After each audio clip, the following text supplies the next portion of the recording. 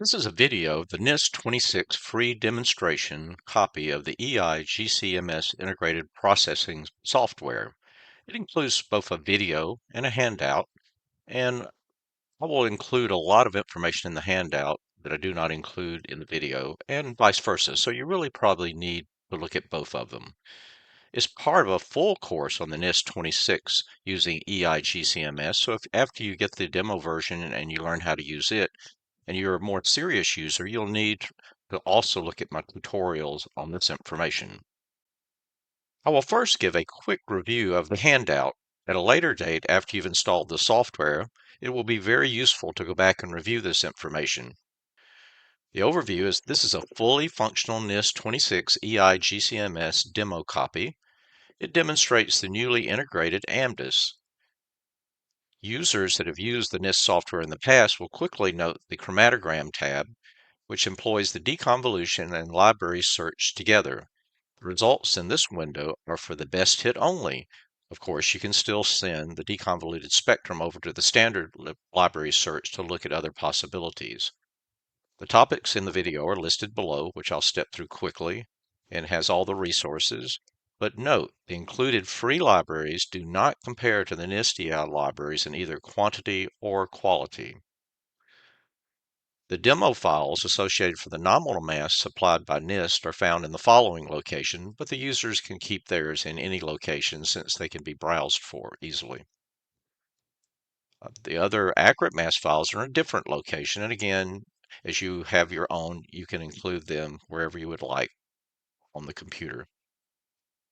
However, the library files must be kept in the NIST EI Demo MS Search folder. It'll come with the demo library supplied by NIST, but I have 5 other ones that you can download from my website, but you must install them in this MS Search folder to utilize them. Always be skeptical of results obtained in library searches, especially with my lower quality free EI libraries. However, there can be errors in any EI library, including commercial ones. So library results yield a proposed structure, and they're an aid to identification. The user must ultimately carefully interpret the final results, considering sample origin, other related species in the sample, organic chemistry, etc. Below shows a list of the libraries that come with either the NIST or my free libraries. This talks a little bit about the quality of them. So after an initial evaluation, if you're a serious user, consider purchasing an updated or a new NIST 26 EI library for your work. There's been a significant growth over time of the NIST EI library as shown below. But even more importantly, the most current versions in the last 6 to 9 years have included a wide variety of new compound classes from diverse databases. One can also use older versions of the NIST library, but I will not go through it in the video. Below, one can go through these steps to set it up properly. I did it as far back as the NIST 98 library to see if it would work. To download the NIST software, I put the following prompt into Google, which brought up the desired link as the first one in the list. I downloaded the installation program to my computer. It was a zip file when it was downloaded. So I double left clicked on it to open the zip file. And then I unzipped it.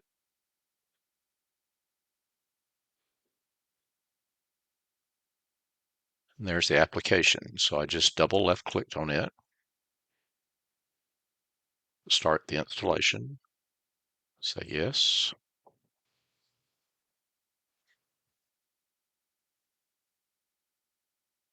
Next.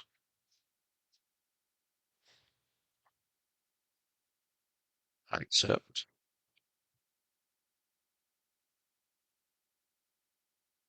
This is where to put it, so I'll take the default. Wanted me to confirm the new folder, which I did. And then I went to the setup and took the standard one. And then I said next, just pretty much took the defaults. Doing the installation now, the second screen. You can see it installing the software. and I just accept it to finish it, and it's done. Now you can go to your program list, programs. It should be in the NIST 4.0 demo.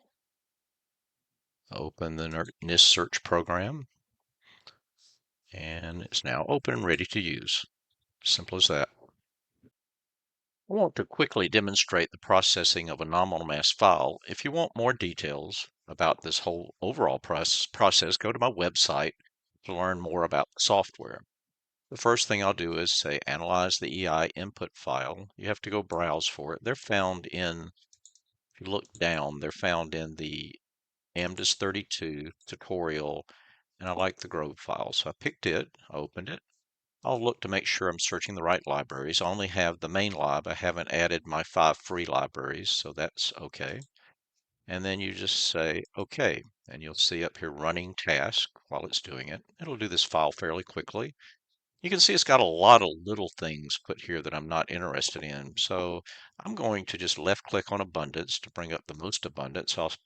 Using my shift key on my computer plus the mouse to select what I want, and then we'll pick everything down to 1.1% and say show selected. Now you can see I've only got the major components, and then I usually like to resort by retention time. So I double clicked on retention time and I'll start at the left there. Then I can use the mouse keys on my keyboard to step through things quickly. And what you'll see over here is the unknown on the top and the best library hit on the bottom. And with the chromatogram window, you only get the best hit. If you want to know additional things, if you think it might be an isomer, etc., you need to send it to the lib searches, which is shown down here at the bottom tab. The other thing, when it comes as the default, they don't show the structure on the plot, and I really like that. So I went over, I right-clicked on properties and went over to structure on plot and said, okay. So that's pretty much that way. But nothing's ever really thrown away, so I can right click on the bottom and say show all, and I'm back to where I was. Another good way to look for the major components is to come up to max to med and set it at some value. This is almost like a filter based on the size of the peak, and 10 in this case was pretty good. I might filter it a little bit more, so let's go up to 20. I got rid of most of the small things too.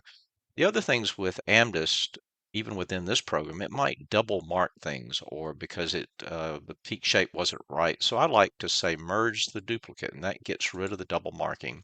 I usually pick 1 or 2 seconds. I'll pick 1 just to make sure there's no duplicates. And that's pretty much the whole process for processing this file. If you wanted to send something to the library to see the possibilities, I clicked on the dot at the top, which selects the appropriate spectrum at the bottom. I right click on it and say library search. It now sent it to the lib search at the bottom, and you can make sure those parameters are set right by going up to the library search options. I'll go up to my libraries, and I'm doing the main lib. The search that I'm doing is the EI normal, so everything looks good.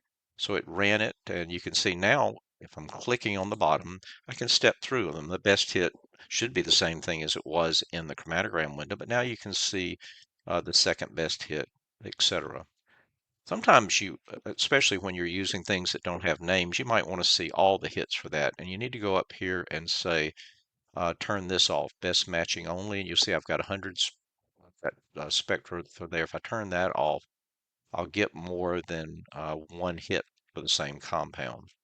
So sometimes you need to turn that off if you're not seeing what you need to see. So that's pretty much the basics of using the program. Like I said, other useful information, more additional information can be found on my website to more thoroughly utilize the program. So now I want to show you how to do an accurate mass file. Slightly different. So I go to File and say Analyze EI High Resolution Input File. So you have to go find the file. Again, Analyze No RI, which is the default. And I have to go find it. It's in the NIST demo folder under MS Search under High Resolution. And so let's pick this Orbi file. It's a good one. And these will take a little longer because they're bigger files, but one thing you want to check is the estimate the number of combined scans. So you click on that, and it suggests you just used one, which is the standard. But sometimes people acquire these files with maybe too many scans per spectrum, and this takes a lot of processing time and actually doesn't help the deconvolution at all. So whatever it says here, just accept. It might be combine two or etc. And this will take a little bit longer. So I'll say OK. And you'll see it saying running the task. So it might take 10 or 15 seconds to do this file. And I'll probably cut that out of the video. And again, it did take a little while longer, but not significantly. I'm going to change. You can always turn these filters off that we're using on the other file just to make sure we want to use them. And again, it's marking a lot of small peaks here. So you could go in and sort by abundance or the best score, etc. I think I'll just use the max to min. That's one of the easiest ways to do it. And that got the 10 looked pretty good, 20 looks okay. So, and also you can expand to get rid of some of this noise out here. So I'm left clicking and expanding. And now what shows up in the bottom are the results that I wanted. And it's still scored by retention time. So pretty much the same here. You can notice that the unknown is in accurate mass, but the library search spectrum that it found in the library is in nominal mass. I wanted to show one last thing. I closed the program, then I installed the other 5 libraries that I had, and I want to reprocess the Grove files. So I'll go up to the file. This will be a nominal file, so that one is picking the Grove already there. So I'll just check and make sure the libraries are being sent to the bottom. So these are the included libraries, so I sent all of them down to the bottom. Now I'm searching 60,000 plus spectra in 6 libraries and say, okay. Okay, does the search on the Grove file again, a nominal mass file. Got the results. I've still got the filter set. You can always turn these filters off if you want to see everything, but again, 10's pretty good for this file. And you ought to merge things just to make sure it doesn't double mark things. So 1's pretty good, as we said before. So there's one of these that doesn't have a structure. If you could tell what that is, but if you wanted to find the structure, sometimes it's easy just to right click on the bottom here and say library search and send it to the other lib search to get more than one entry for the result.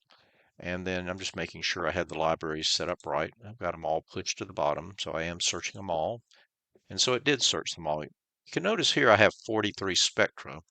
If you turn off best matching only, see it's filtering out some things. So it's better sometimes when you're looking to find a structure for something you didn't have in one library, turn that off. And then I'm looking for something that weighs 254 here. So I left clicked on the top one. Now I'm using the mouse keys on the keyboard to go down, looking for something that weighs 254. And there we go. Same spectrum, good fit, has a molecular ion at 254. And this was found in the MONA GC-MS library, while the other one was found in a library from Frank Analesic. So this is just a good way sometimes, if you can't determine what the structure is just from the name, just send it over here, make sure the replicates are off, then look for the structure in another library. So that's pretty much the whole video for installing the software and basic use of it, and a brief description of the handout. Good day.